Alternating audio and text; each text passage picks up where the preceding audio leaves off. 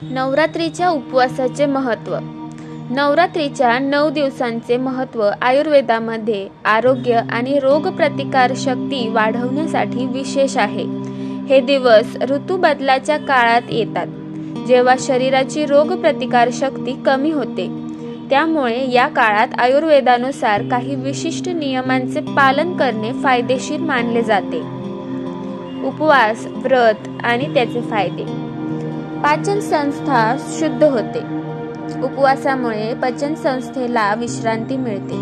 यामुळे शरीरातील अनावश्यक पदार्थ, टॉक्सिन्स बाहेर काढण्यास मदत होते. शारीरिक ऊर्जा वाढते. उपवासामुळे शरीरातील ऊर्जा योग्य ठिकाणी वापरली जाते, ज्यामुळे शरीर अधिक कार्यक्षम बनते. मनाची शुद्धी. उपवासामुळे मन शांत होते आणि मानसिक स्पष्टता वाढते, असे आयुर्वेद सांगतो. आहार विषयक महत्त्वाच्या गोष्टी.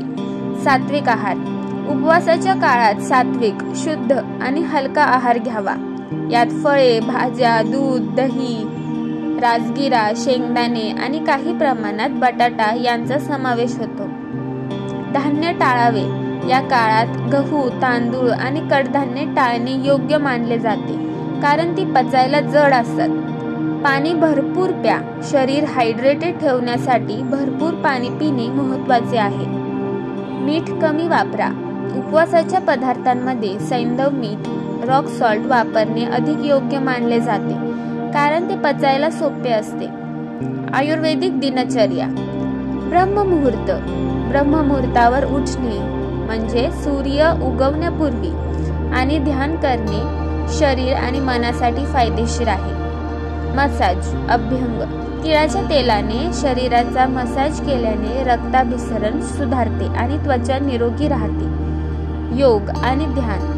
दररोज योग आणि ध्यान केल्याने शारीरिक आणि मानसिक आरोग्य संतुलित राहते. इतर महत्त्वाच्या गोष्टी. निसर्ग जवळून अनुभवणे. या काळात निसर्गाच्या जवळ राहणे आणि सकाळी चालणे, बागेत वेळ घालवणे यांसारख्या क्रियांचा समावेश केल्याने मन शांत राहते.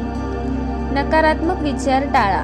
नकारात्मक विचारांपासून दूर राहणे आणि सकारात्मक ऊर्जा वाढवणे आरोग्यासाठी महत्त्वाचे आहे.